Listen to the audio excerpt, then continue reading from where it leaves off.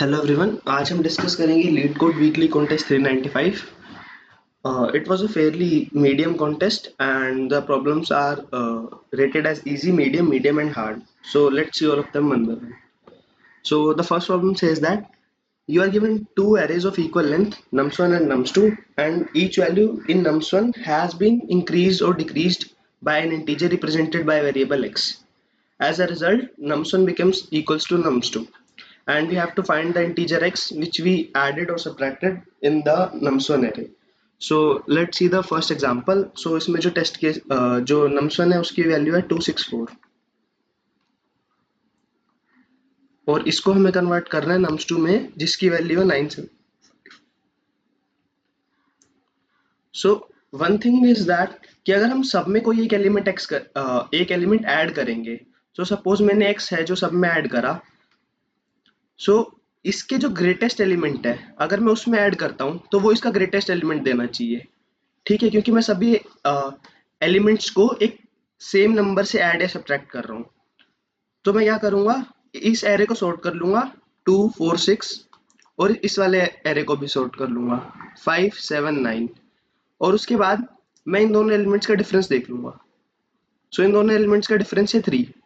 So this 3 is going to be our answer because मैं 3 ही जब सब में ऐड करूंगा तो मुझे ये वाला एरर मिलेगा. सो मैं 3 इसमें ऐड करता हूँ तो मुझे 7 मिलता है, मैं 3 6 में ऐड करता हूँ तो मुझे 9 मिलता है. So that is it for this problem. So इसका कोड भी देख लेते हैं. मैंने पहले दोनों एरेज को सॉर्ट करा, सॉर्ट nums1 सॉर्ट nums2, और उसके बाद मैंने जो डिफरेंस है 0th पोजीशन पे उसको रिटर्न कर दिया. So I hope it is clear to everyone. Now let's move to the next problem. So ये इसी का एक modified version है. So you are given two arrays nums1 and nums2 and इसमें क्या है कि जो nums1 है उसमें दो एक्स्ट्रा एलिमेंट्स दिए हैं.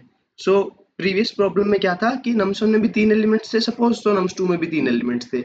इसमें क्या होगा कि nums1 में अगर 5 एलिमेंट्स हैं तो nums2 में 3 एलिमेंट्स होंगे और nums1 में से कोई 2 एलिमेंट्स रिमूव कर देंगे और उसके बाद हमें जो फाइनली nums2 बनाना है.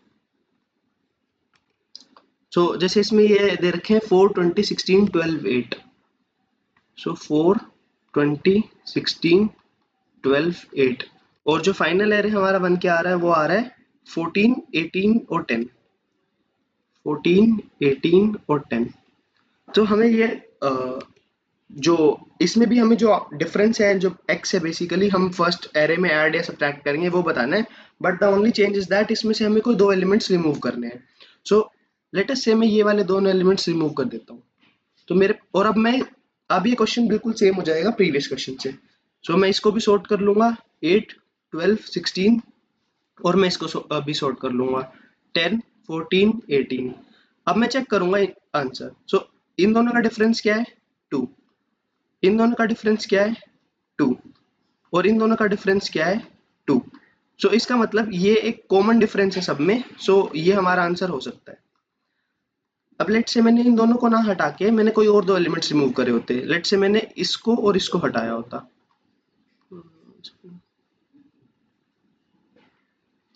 हाँ, तो मेरे पास अब जो एरे आता वो आता 4 8 12 और यहाँ पे जो मेरे पास एलिमेंट्स आते वो आते 10 14 18. अब मैं इन दोनों का डिफरेंस अगर लूंगा तो 10 - 4 मेरे पास 6 आता, 14 - 8 मेरे पास यहाँ पे भी 6 आता और 18 - 12 मेरे पास यहाँ पे भी 6 आता. तो इस केस में 6 भी एक वैलिड आंसर है. जो 6 है वो भी एक वैलिड आंसर है. ठीक है, ऐसे ही मैं सारे हटाऊंगा और मुझे इसमें मिनिमम पॉसिबल आंसर देना है. ठीक है, कि मिनिमम पॉसिबल किन दो एलिमेंट्स को रिमूव करके आ सकता है. सो अगर हम इसके कॉन्स्टेंट्स देखेंगे तो जो n है उसकी वैल्यू 200 है. दैट मीन्स कि जो नंबर ऑफ एलिमेंट्स हैं एक एरे में वो 200 हो सकते हैं.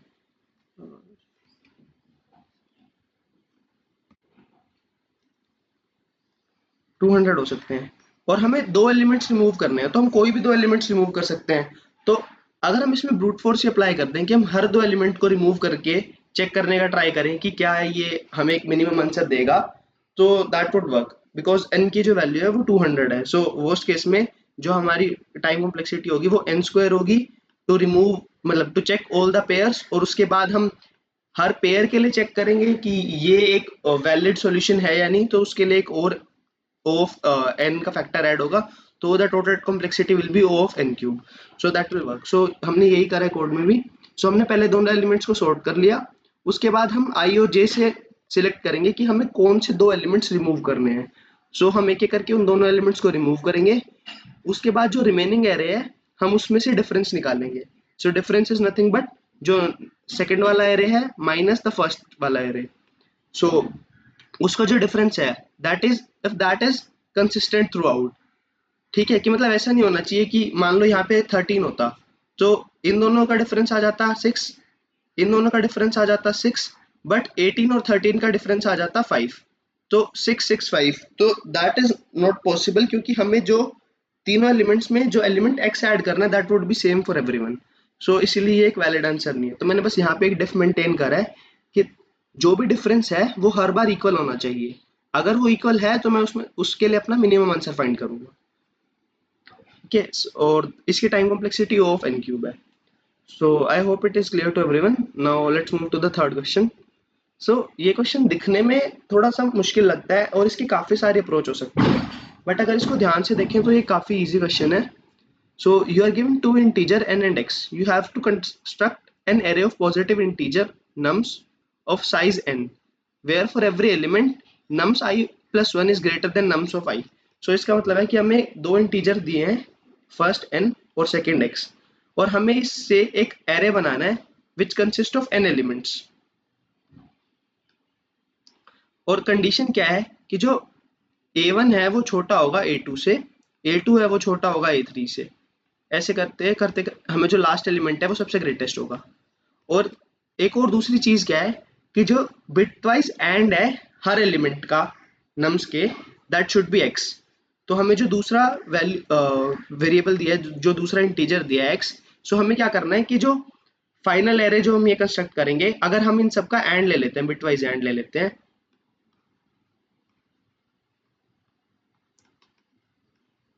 तो हमें इसकी जो वैल्यू है वो x के इक्वल होनी चाहिए। सो अब हमें दो कंडीशंस मिली हैं। फर्स्ट कि हमारे जो एलिमेंट्स है वो इंक्रीजिंग ऑर्डर में होने चाहिए, और सेकंड जो अगर हम इन सबका बिटवाइज एंड लेंगे तो हमें x देना चाहिए। अब हमें बिटवाइज एंड की एक प्रॉपर्टी पता है कि बिटवाइज एंड करते हैं अगर हम किन्हीं दो एलिमेंट्स का, सपोज मेरे पास दो एलिमेंट्स हैं a और b, और अगर मैं उन दोनों का बिटवाइज एंड करता हूँ, ठीक है, तो ये क्या करेगा, इन दोनों की वैल्यूज में से मिनिमम या उससे छोटा ही रहेगा। ठीक है, तो जो बिटवाइज एंड है वो हमेशा हमारी वैल्यू को सेम रखता है या छोटा कर देता है। सो सपोज इसमें अगर तीनों बिट सेट है 1 1 1, और इसमें जो दो बिट सेट है वो है 1 1 0, तो जो हमारा आउटपुट आएगा वो आएगा 1 1 0। अगर इसमें तीनों बिट भी सेट होती तो हमारा आउटपुट आता 1 1 1। ठीक है, और अगर ये इस तरह से होता तो हमारा आउटपुट आता 1 0 1। तो इसका मतलब क्या है कि जो हमारा बिटवाइज एंड है वो हमेशा हमारी वैल्यू को डिक्रीज करेगा। तो इसका मतलब क्या है कि अगर हमें इस पूरे का बिटवाइज एंड x चाहिए, मतलब हर सिंगल एलिमेंट में जो x, जो सपोज x कुछ इस टाइप का है 1 0 1 1, तो हर सिंगल एलिमेंट में हमारी ये वाली बिट्स तो सेट होनी ही चाहिए तब, क्योंकि अगर हर एलिमेंट में वो बिट सेट होगी तभी तो बिटवाइज एंड लेने के बाद हमारा जो फाइनल वैल्यू आएगी उसमें भी वो बिट सेट होगी। तो हर एलिमेंट में जो ये वाली बिट्स हैं, x वाली बिट्स हैं, वो तो सेट होनी ही चाहिए। इसका मतलब क्या है कि ये भी x होगा, ये भी x होगा, ये भी x होगा, ये भी x होगा, सब में ये वाली बिट्स तो सेट होंगी। बट हमें जो दूसरी कंडीशन जो फॉलो करनी है वो ये है कि ये जो एलिमेंट्स है वो इंक्रीजिंग ऑर्डर में होने चाहिए। इसका मतलब क्या है कि अगर फर्स्ट एलिमेंट x है तो सेकंड वाले में x की तो बिट सेट होनी ही चाहिए, इसके अलावा कोई एक और बिट सेट होनी चाहिए ताकि ये जो एलिमेंट है ये x से बड़ा हो जाए। तो सपोज फर्स्ट वाली की जो बिट सेट थी वो 1 0 1 1 थी, तो सेकंड वाले में जो बिट सेट होगी वो 1 1 1 1 होगी। तो इससे क्या सेटिस्फाई होगा कि ये जो एलिमेंट है वो इससे बड़ा भी है और इसमें भी वो सारी बिट सेट हैं जो x में सेट है। ठीक है, बट अब हमें जो तीसरी कंडीशन क्या रखनी है कि जो हमें फाइनल वैल्यू जो आएगी, जो हमारा जो लास्ट एलिमेंट आएगा, इसको हमें मिनिमम बनाने की कोशिश करनी है। ठीक है, कि हम चाहते हैं कि ये छोटे से छोटा हो, वरना तो काफी इजी है कि हम सारे बिट सेट करते रहेंगे और फाइनली हमें कुछ ना कुछ तो आंसर मिल ही जाएगा। बट हमें इसको मिनिमाइज करना है। तो इसको मिनिमाइज करने का क्या तरीका है कि मैं सपोज मेरे पास कोई ए ऑफ आई एलिमेंट है, ए ऑफ आई एथ एलिमेंट मुझे पता चल गया है क्या है, और अब मुझे उसके कॉरस्पॉन्डिंग ए ऑफ जे एथ एलिमेंट बनाना है जो इससे ग्रेटर हो, और जो बिट्स इसमें सेट हैं वो इसमें सेट हो ही हो, मतलब जो हमारे एक्स की बिट्स हैं वो इसमें जरूर सेट हो।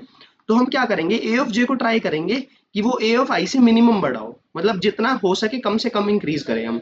तो बेस्ट पॉसिबल वे क्या है इसका, कि हम ए ऑफ जे को क्या बनाएं, ए ऑफ आई प्लस वन।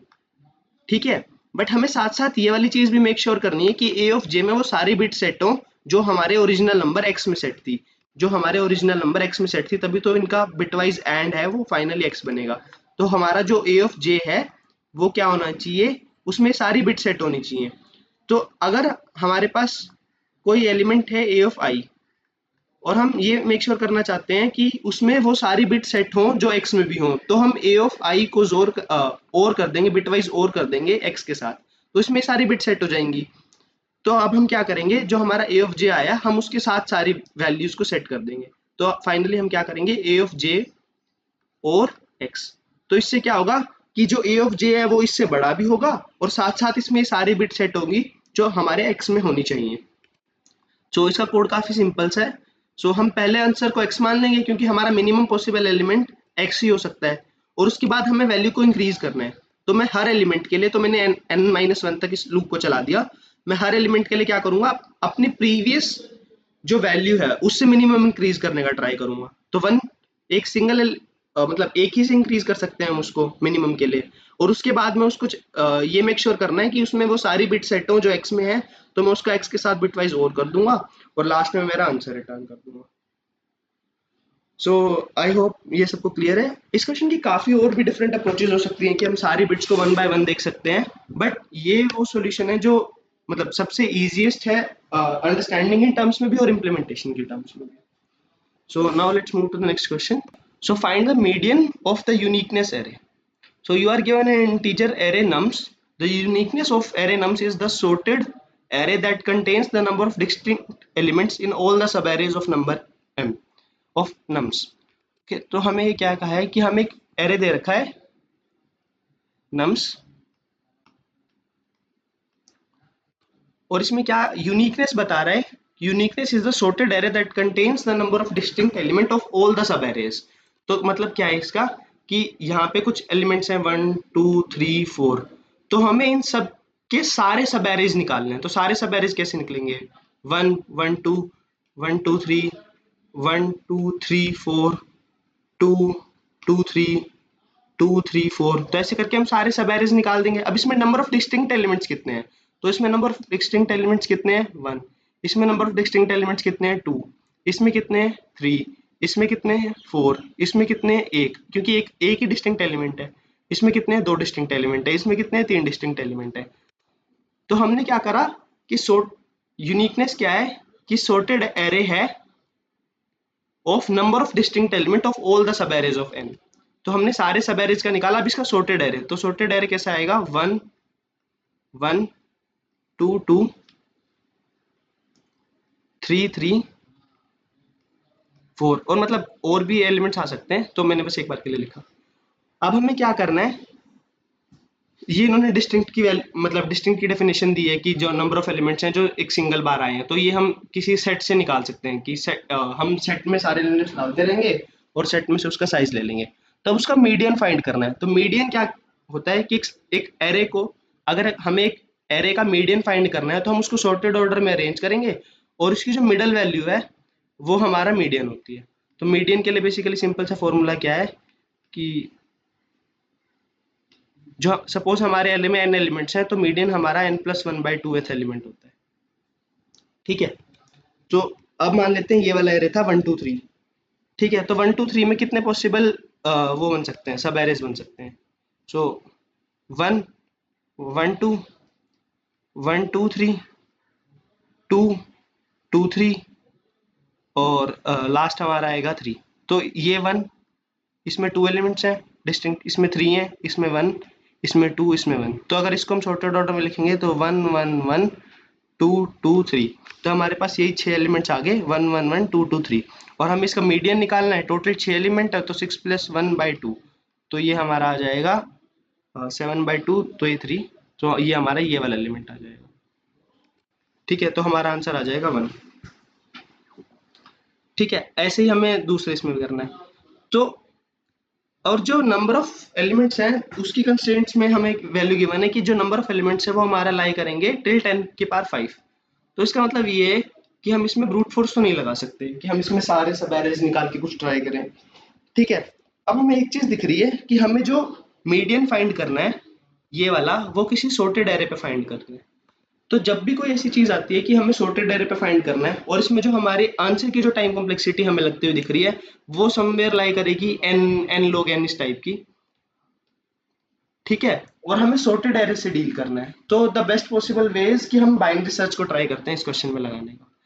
ठीक है, तो इस क्वेश्चन में एक क्रूशियल ऑब्जर्वेशन क्या है कि अगर हम मान लें, so to find the median of the uniqueness array we first observe that कि जो नंबर ऑफ एलिमेंट्स होंगे मीडियन में वो कितने होंगे।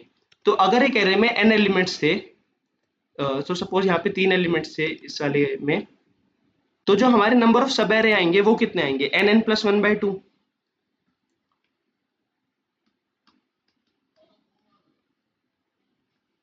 ठीक है, तो यहाँ पे n है वो size of element, size of nums है।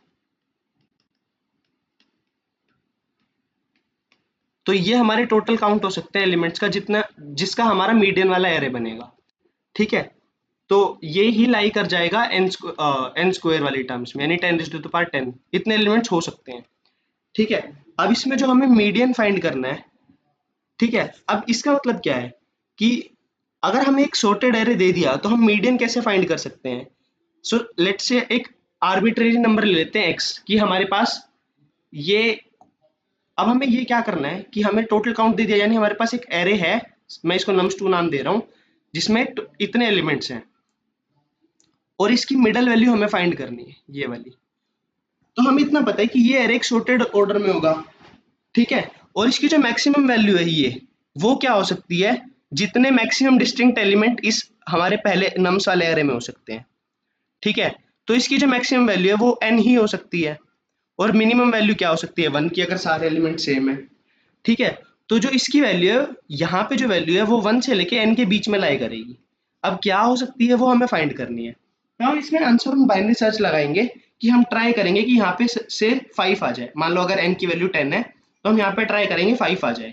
तो इसका मतलब क्या है कि इतने सब एरेज, कितने सब एरेज, TC/2 सब एरेज ऐसे होनी चाहिए जिनमें 5 या 5 से ज्यादा एलिमेंट्स हो।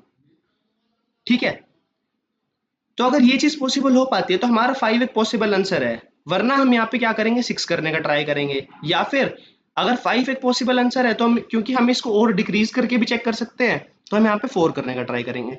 तो हम यहाँ पे बाइनरी सर्च लगाएंगे बेसिकली हमारे आंसर पे, और ये ट्राई करेंगे कि क्या हमारा 5 ऐसा आंसर, मतलब जो हमारा 5 है वो मीडियन तभी हो सकता है जब हमारे पास एट मोस्ट TC/2 एरे हो जिनमें 5 से ज्यादा डिस्टिंक्ट एलिमेंट ना हो। ठीक है, तो मैं इसका कोड आपको थोड़ा सा दिखाना स्टार्ट करता हूँ। तो हमारे पास जो n है वो नम्स जो साइज है वो है। ठीक है, हमने लो को ये रख लिया, और हाई में मैंने यूनिक काउंट, जो यूनिक काउंट भी कुछ नहीं है मेरा, जितने मैक्सिमम मतलब जो नम्स में जितने भी एलिमेंट्स हैं मैं उनको सबको सेट में डाल दूँ, तो जो हमारे पास मैक्सिमम डिफरेंस डिस्टिंक्ट एलिमेंट्स हैं वो कितने हो सकते हैं, तो वो मैंने यहाँ से निकाल लिया। ठीक है, और टोटल एलिमेंट्स कितने हो सकते हैं, nn+1/2। तो मैंने जो टोटल एलिमेंट्स हैं वो बताया था कि nn+1/2 हो सकते हैं।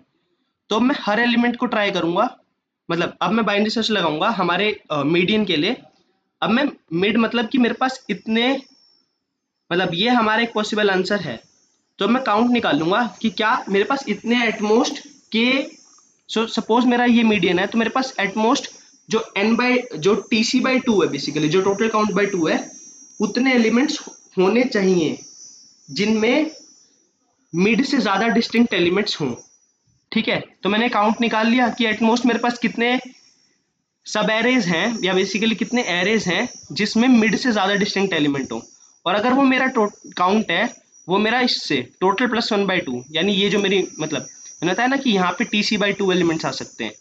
ठीक है, तो अगर मेरे इससे ज्यादा है तो ये मेरा एक पॉसिबल आंसर है, तो मैं मीडियन में ये वाली वैल्यू स्टोर करा दूंगा, वरना मैं बाइनरी सर्च के दूसरी साइड मूव कर जाऊंगा। सो अभी देखते हैं कि ये एट मोस्ट k/2 कैसे निकाला हमने। तो अब लेट अस सपोज मैंने कहा कि मेरा जो k है बेसिकली जो मेरा मीडियन वैल्यू है, कि इसका मतलब अगर मान लो मैं 5 रखता हूँ तो मेरे पास 5 से कम, ठीक है, यहाँ पे क्या होगा, यहाँ पे कोई नंबर ऐसा आ सकता है ना 1 2 2 2 3 4 4 4 4 4 5, इस टाइप से कुछ बन सकता है ये।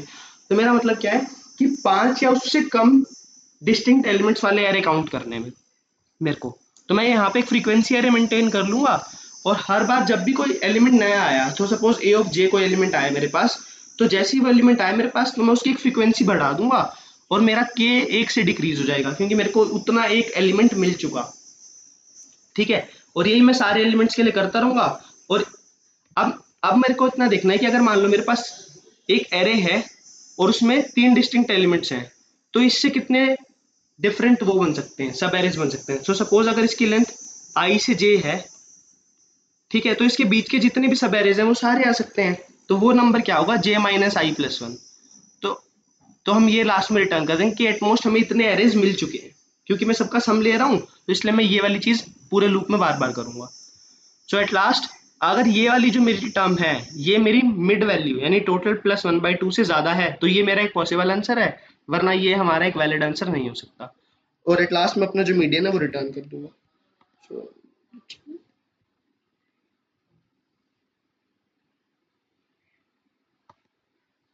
So yeah, it gets accepted. Huh. So that was all for the today's contest discussion. So I hope ये चारों problems आपको clear है. Thanks everyone.